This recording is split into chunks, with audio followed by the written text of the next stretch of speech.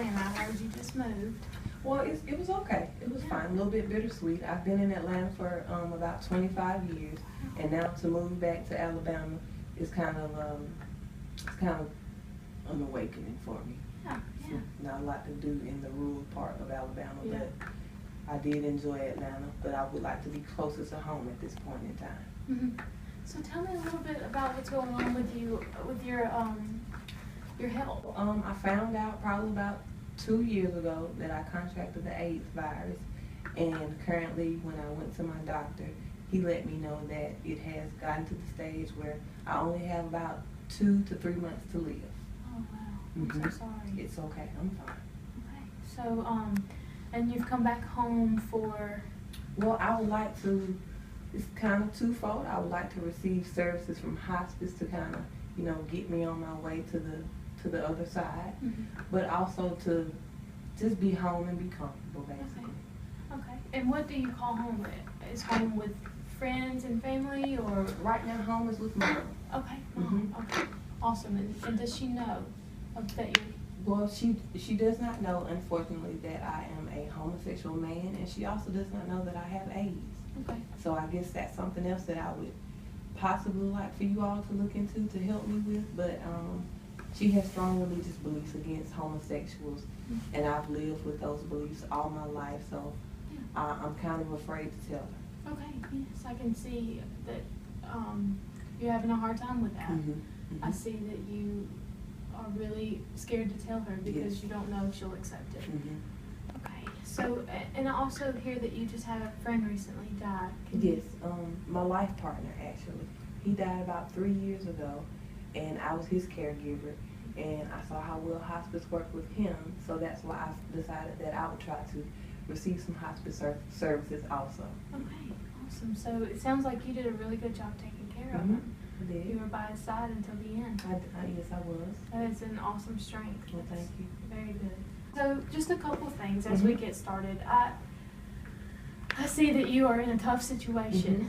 You want your mom. You want to spend this time with your mom. Yes, I that would you like have to. left. Yes, but you also don't want to tell her what's going on.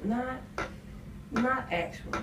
Okay. I know maybe at some point I will have to have the conversation with her, and it weighs a heavy burden on me to not be able to share this part of my life with my mom. But when you're dealing with some people who live in the Bible Belt area, it's hard to be a homosexual male, and then to also have the burden of having contracted the disease AIDS.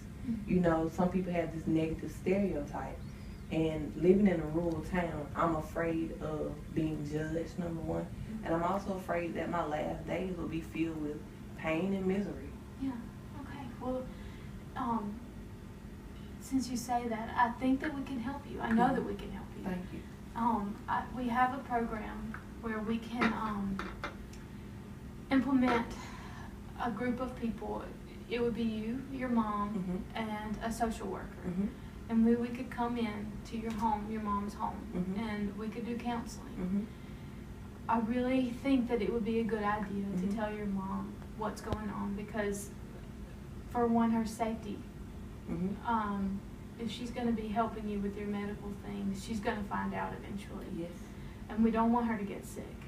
How would you all go about providing her with services to kind of help her cope and handle so this magnitude of information that we be dropping on her, basically? I see that you're really concerned about your mom and her health, her mental health, and her stability, and that shows that you have a big heart and that you are putting her before yourself.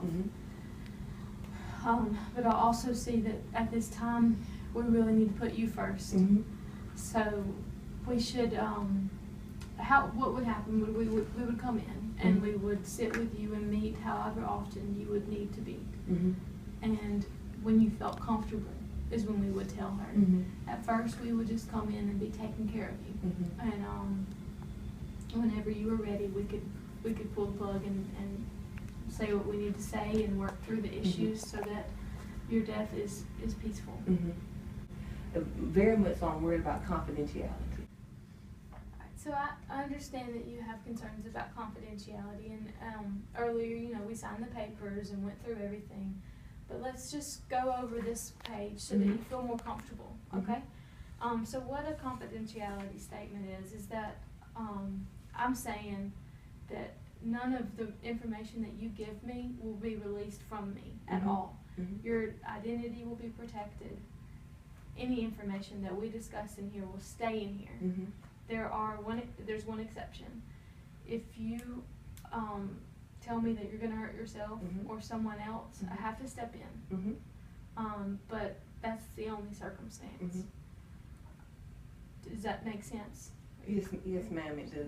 Okay. My concern based on confidentiality is just that I moved back from Atlanta. That's a big town. You may not know the person on the street over. But now that I'm back with my mom, everybody knows everybody. And my mom does not know my status. My mom does not know the lifestyle that I have. And I don't want anyone to tell her before I'm comfortable with coming out and telling her myself. Definitely. Okay. Well, you know that on our end, we will not release any information, so you can count on that. And I see that's a big problem for you. That's your main focus right now, and so we will do everything in our power to help you with that. Our time is kind of coming to an end. Is there anything that you're unclear about or have questions about? My main question would just probably be that who would be taking care of my mom? Well, in this situation, really no one, because the hospice would be coming in to take care of you.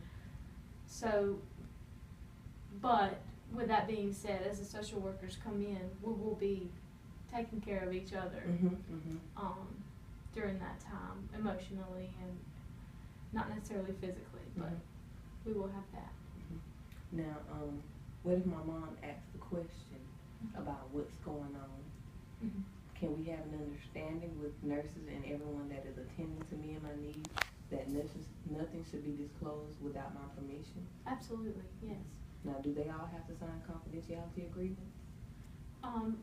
No, they being in this business, they have already signed it when they got the job. They know what their roles are, but we will inform them of the situation so that they know, okay, we don't need to let anyone else know. We don't need to, the mom doesn't know.